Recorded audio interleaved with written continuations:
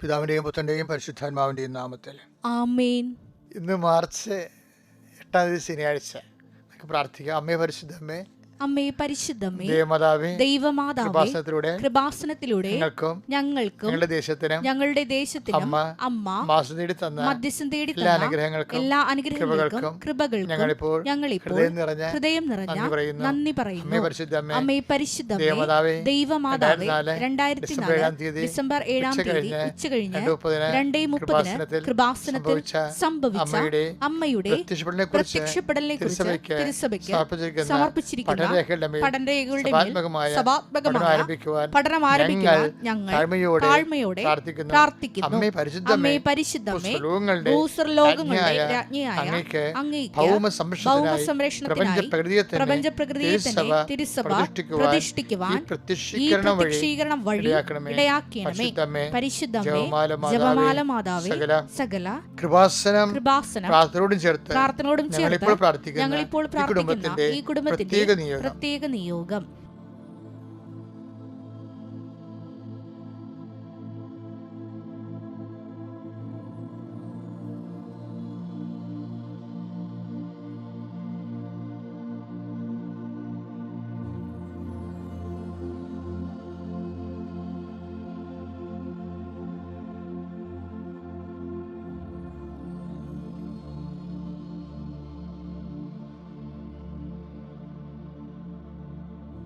അമ്മയുടെ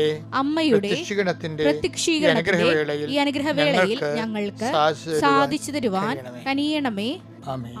വിശ്വാസ പ്രമാണം. സർവശക്തനായ പിതാവും ആകാശത്തിന്റെയും ഭൂമിയുടെയും സൃഷ്ടാവുമായ ദൈവത്തിൽ ഞാൻ വിശ്വസിക്കുന്നു. അവിടുത്തെ ഏകപുത്രനും ഞങ്ങളുടെ കർത്താവുമായ ഈശോ മിശിഹായിലും ഞാൻ വിശ്വസിക്കുന്നു.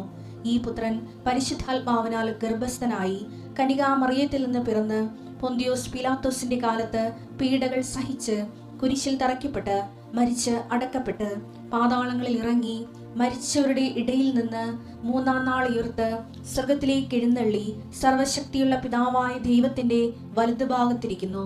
അവിടെ നിന്ന് ജീവിക്കുന്നവരെയും മരിച്ചവരെയും വിധിക്കുവാൻ വരുമെന്നും ഞാൻ വിശ്വസിക്കുന്നു. പരിശുദ്ധാത്മാവിലും ഞാൻ വിശ്വസിക്കുന്നു.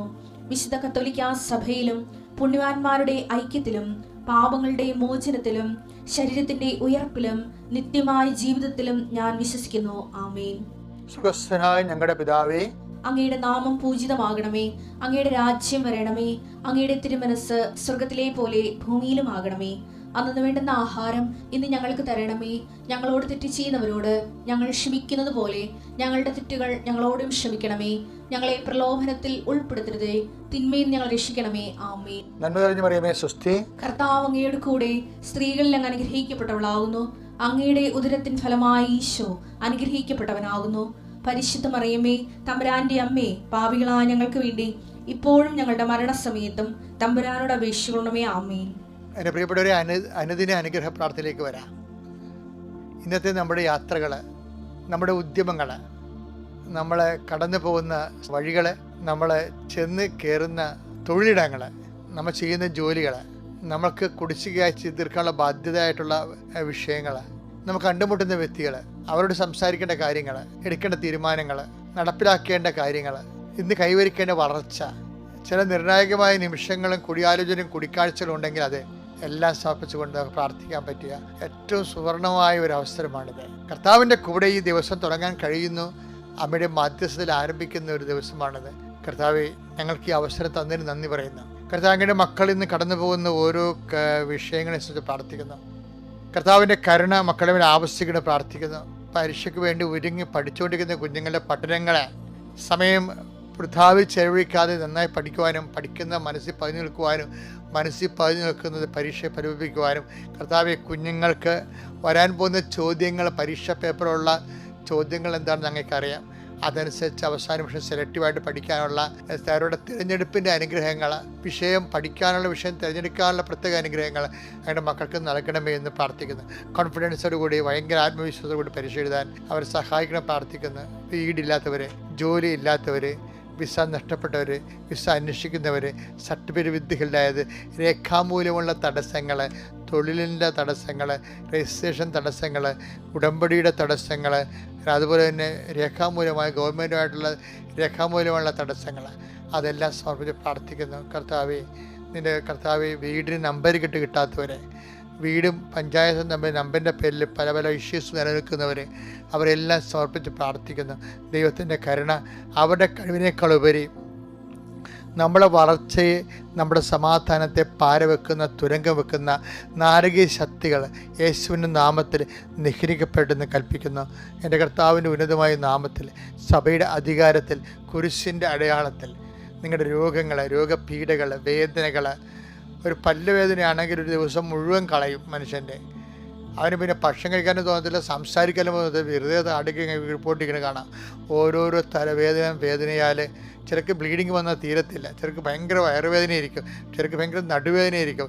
ഇങ്ങനെ ഏതെല്ലാം സ്ഥലങ്ങളിൽ വേദനയുണ്ട് അവിടെയെല്ലാം കർത്താവിൻ്റെ തിരുമുറുവാർന്ന് വലതുകരം വെച്ചുകൊണ്ട് വേദനയിൽ നിന്ന് രക്ഷപ്പെടാനും സമാധാനത്തോടെ നീ ജീവിക്കാനും ദൈവത്തിൻ്റെ കാരണങ്ങൾ ആവശ്യിക്കട്ടെ. മക്കളെക്കുറിച്ച് വേദനിക്കുന്ന മാതാപിതാക്കന്മാർ, മക്കളുടെ ദുർനടപ്പ് കൊണ്ടും കുഞ്ഞുമക്കളുടെ രോഗങ്ങൾ കൊണ്ടും മക്കളുടെ കാര്യങ്ങൾ ചെയ്തു തീർക്കാൻ പറ്റുന്നില്ല എന്നുള്ള ആവലാതി കൊണ്ടും വിഷമിക്കുന്ന മാതാപിതാക്കന്മാരുണ്ട്.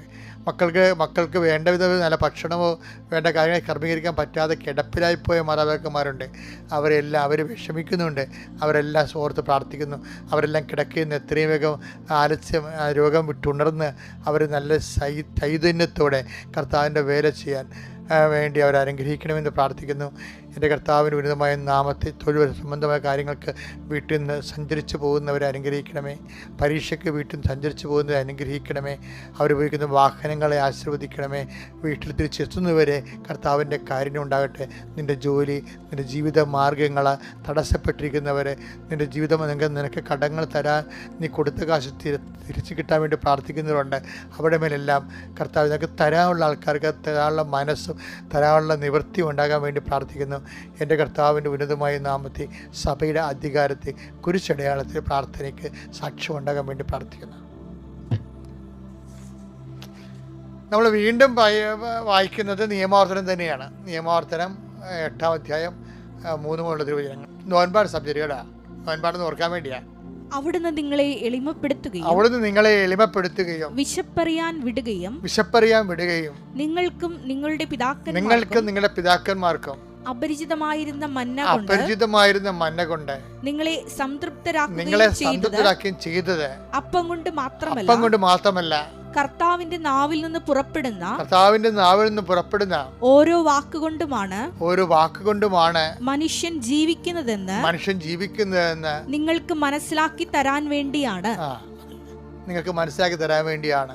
ബൈബിളിന്റെ ഒരു വാട്ടർമാർക്ക് എന്ന് പറയുന്നത് എന്ന് വെച്ച് കഴിഞ്ഞാൽ, ബൈബിള് മുന്നോട്ട് വെക്കുന്ന ഒരു സമീപന രീതിയുണ്ട്. എന്താണെന്ന് അറിയാമോ? Not by merit. രക്ഷാകര പ്രിൻസിപ്പിൾ വർക്കൗട്ട് ചെയ്യേണ്ടത് ഈ ഒരു ഫോർമുലയിലാണ്. എന്താണ്? Not by merit but by grace. ഇപ്പോൾ എല്ലാ ഉടമ്പടി എടുത്ത് എല്ലാവരും കാണാപ്പാടം പഠിച്ചിരിക്കുന്നത് എന്താണ്? എഫേസ്യൻസ് 2:8 എന്താണ്? അങ്ങയുടെ ഞങ്ങളുടെ കഴിവ് കൊണ്ടല്ല, അങ്ങയുടെ കരുണ കൊണ്ട്. അത് തന്നെ, അത് ബൈബിൾ സംസ്കാരത്തിൻ്റെയും സമ്പ്രദായത്തിൻ്റെയും ഒരു സമ്യക് രൂപമാണ്. എന്താ കാര്യം? അതുകൊണ്ട് അതാണ് അപ്പം കൊണ്ട് മാത്രമല്ല, അതാണ് നോട്ട് ബൈ മെരിറ്റ്. എന്താ? ദൈവത്തിൻ്റെ വായിൽ നിന്ന് വീഴുന്ന ഓരോ വചനം കൊണ്ട് കൂടിയാണ്, ബട്ട് ബൈ ഗ്രേസ് അല്ല. എല്ലാവരും ഈ ഓരോരോ സ്ഥലത്തും ഓരോ ഫോർമുല ഉണ്ടെങ്കിലും അതൊരു സാരാംശത്തിൽ എല്ലാം ഒന്ന് തന്നെയാണ്. എന്താണ്? അത് തന്നെയാണ് ഈശോ പറയണത്, എന്നെ കൂടാതെ നിങ്ങൾക്ക് ഒന്നും ചെയ്യാൻ സാധ്യമല്ല. Take the word of God. Yohannan 15:5 എന്നെ കൂടാതെ നിങ്ങൾക്ക് ഒന്നും ചെയ്യാൻ കഴിയുകയില്ല. എന്ന് വെച്ചാൽ എന്തിനാണ് എന്നെ കൂടാതെ എന്ന് പറയുന്നത്? നമുക്ക് എന്തെല്ലാം കാര്യം ചെയ്യാൻ പറ്റും, എല്ലാം കർത്താവ് കൂടിയാണ്. അല്ല, ജഡിക കാര്യങ്ങൾ ഒക്കെ നമുക്ക് ചെയ്യാം. പക്ഷെ ദൈവഹിതപ്രകാരമുള്ള കാര്യങ്ങൾ ചെയ്യണമെങ്കിൽ ആത്മാവിൻ്റെ വിവേചനം വേണ്ടേ, ഏകമധ്യസ്ഥനായ കർത്താവിൻ്റെ മത്സ്യത്തിൽ വേണ്ടേ? അതുകൊണ്ട് ദൈവഹിതപ്രകാരം ജീവിക്കണമെങ്കിൽ ഞങ്ങൾ എന്ത് ചെയ്യണമെന്ന് ചോദിക്കണില്ലേ? എന്താണ്? അതായത് അവനെ അയച്ചവരിൽ വിശ്വസിക്കണം. അതാണ് യോഹന്നാൻ 6:28-29. അപ്പോൾ അവർ ചോദിച്ചു, ദൈവഹിതമനുസരിച്ച് പ്രവർത്തിക്കുന്നവരാകാൻ ഞങ്ങൾ എന്ത് ചെയ്യണം? യേശു മറുപടി പറഞ്ഞു, ഇതാണ് ദൈവഹിതമനുസരിച്ചുള്ള പ്രവൃത്തി. അവിടുന്ന് അയച്ചവനിൽ വിശ്വസിക്കുക. അപ്പൊ എന്നെ കൂടാതെ എനിക്കൊന്നും ചെയ്യാൻ പറ്റത്തില്ലെന്ന് പറഞ്ഞു കഴിഞ്ഞാല് ദൈവഹിത പ്രകാരം ചെയ്യണമെന്നുണ്ടെങ്കിൽ അവനിൽ അയച്ചവൻ വിശ്വസിച്ചുകൊണ്ട് അവന്റെ അവന്റെ സഹായത്തോടെ നമുക്ക് ചെയ്യാൻ പറ്റത്തുള്ളൂ. അതുകൊണ്ട് തന്നെയാണ് ഈ മനുഷ്യൻ അപ്പം കൊണ്ട് മാത്രമല്ല, അപ്പം എന്ന് പറയുമ്പോൾ മെരിറ്റാണ് എൻ്റെ അടുത്ത് വരേണ്ടത്. അവനവൻ്റെ കഴിവ് കൊണ്ടും ദൈവത്തെ മാറ്റി നിർത്തിയാലും മനുഷ്യന്മാർ എന്തെല്ലാം കാര്യങ്ങൾ ചെയ്യുന്നുണ്ട്.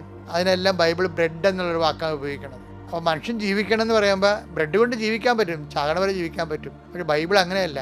ജീവിക്കുക എന്ന് വെച്ചാൽ ബൈബിളിനെ സംബന്ധിച്ചിടത്തോളം എന്താണ്? നിത്യം നിലനിൽക്കുക എന്നാണ് പറയുന്നത്. നിത്യം നിലനിൽക്കുക, നിത്യത വരെ ജീവിക്കുക. അപ്പം നിത്യത വരെ ജീവിക്കുന്നതിന് എന്ത് ചെയ്യണം? അത് അപ്പം കൊണ്ട് മാത്രമല്ല, എന്ത് ചെയ്യണം? ദൈവത്തിൻ്റെ വായിന്ന് വരുന്ന ഓരോ വചനം കൊണ്ട്. അപ്പം നോൻപിൻ്റെ ഉദ്ദേശം എന്താണ്? നിത്യതയെക്കുറിച്ച് നമ്മൾ അനുസ്മരിപ്പിക്കുകയും, അപ്പോൾ നിത്യതയെ അനുസ്മരിപ്പിക്കുന്നത് നോൻപിൻ്റെ പഴയകാല ട്രഡീഷൻസാണ്. ഈ ദേവാസ്ത വെളി എന്നും പറഞ്ഞൊരു പ്രാർത്ഥനാ രൂപം കടലോര സമൂഹത്തിൽ നിലനിൽക്കുന്നുണ്ട്. കടലോര സമൂഹത്തിലല്ല, പടിഞ്ഞാറൻ തീരത്തുള്ള എല്ലാ സമൂഹങ്ങളിലും ക്രിസ്ത്യൻ സമൂഹങ്ങളിലും ദേവാസ്തമുണ്ട്. അപ്പം അവരെ കഴിഞ്ഞ ദിവസങ്ങളിൽ ഞാൻ അവരെല്ലാവരും വിളിച്ചു കൂട്ടിയായിരുന്നു. ഇവിടെ കേരളത്തിലുള്ള എല്ലാ ദേവാസ്വക്കാരെയും വിളിച്ചു കൂട്ടി. അവർക്ക് കുരിശുമാലയെ കൊടുത്ത് രാത്രി സ്കോഡ് വർക്ക് അവരെന്ന് വെച്ചാൽ ഫ്രാൻസിസ് സേവ്യറിൻ്റെ ഇഗ്നേഷ്യസ് ലയോളയുടെ ഒരു മെഡിറ്റേഷൻ ഉണ്ട്. ലയോളയുടെ മെഡിറ്റേഷൻ ഇഗ്നേഷ്യൻ മെഡിറ്റേഡ് നമ്മൾ പറയത്തില്ലേ. അപ്പോൾ ഒന്നാമത് മരണം എന്നൊക്കെ പറഞ്ഞിട്ടുണ്ട്. ഇഗ്നേഷ്യൻ മെത്തേഡ് തന്നെയാണ്. ഈ ആദ്യം മരണത്തെക്കുറിച്ച് ചിന്തിക്കുന്നു, പിന്നീട് മരണം കഴിഞ്ഞിട്ട് പിന്നെ വിധി, പിന്നെ സ്വർഗം, പിന്നെ നരകം. ഇങ്ങനെ ഉള്ള ഇഗ്നേഷ്യൻ ധ്യാന രീതികളാണ് പ്രമേയവൽക്കരിച്ചിട്ടുണ്ട് ദേവാസ്തകളിലുള്ളത്. അതാണ് ഫ്രാൻസിസ് സേവ്യർ ഇവിടെ തുടങ്ങിയത്. രാത്രി ഇതിന് അതിൽ പറയുന്നുണ്ട്, ഒന്നാമത് മരണമെന്ന് സൂര്യത്തെ ഇങ്ങനെ ഈ ക്ഷേമ പ്രേയറില്ലേ, ഹീറോ ഇസ്രയേൽ എന്ന് പറഞ്ഞ് യഹൂദൻ്റെ പ്രാർത്ഥനയുടെ ആ ഒരു ക്രൈസ്തവ രൂപമാണ് ദേവാസ്ത വിളി. അതിനെക്കുറിച്ച് ഇപ്പം അദ്ദേഹം കേട്ടാൽ മതി. പക്ഷെ അവിടെയെല്ലാം ഈ ആയുസിൻ്റെ ക്ഷീണതയെക്കുറിച്ച് പറയുന്നുണ്ട്. ആകയാൽ ഉപവിയാകപ്പെട്ടവരെ, സ്നേഹിതരെ, നാളെ നമ്മുടെ ജീവിതം ക്ഷണികമാണെന്ന് വെച്ചാൽ എൻ്റെ അർത്ഥം എന്താണ്? മിശിഹാ തമ്പുരാൻ്റെ കൂടെ നിത്യതയോട് ജീവിക്കേണ്ടവരാണ് നമ്മളെന്ന്. അതാണ് ദേവാസ്തവിളിയുടെ പ്രമേയം എന്ന് പറയുന്നത്. അപ്പം അതിനെന്ത് ചെയ്യണം? അതിന് അപ്പം കൊണ്ട് മാത്രം ജീവിച്ചാൽ പറ്റത്തില്ല. പിന്നെ എങ്ങനെ ജീവിക്കണം? ദൈവത്തിൻ്റെ വായിന്ന് വരുന്ന ഓരോ വചനം കൊണ്ടാണ്. അപ്പം ഈ പ്രാവശ്യം വചനത്തിൽ മനുഷ്യൻ വളർന്നു വരുന്ന, അതുകൊണ്ട് നോൻപ് കാലത്ത് മുഴുവൻ ധ്യാനങ്ങൾ വെച്ചിരിക്കണില്ല എല്ലായിടത്തും. അപ്പം നിങ്ങളതിൽ പങ്കെടുക്കുകയും അതുപോലെ തന്നെ നിത്യതയ്ക്ക് വേണ്ടിയുള്ള ആത്മാവിനെ വിശുദ്ധീകരിക്കുകയും ശക്തീകരിക്കുകയും ചെയ്യാൻ കർത്താവ് നിങ്ങളെ ഒരുക്കട്ടെ എന്ന് ഞാൻ പ്രത്യേകിച്ച് ആത്മാർത്ഥമായിട്ട് പ്രാർത്ഥിക്കുന്നു. Praise the Lord.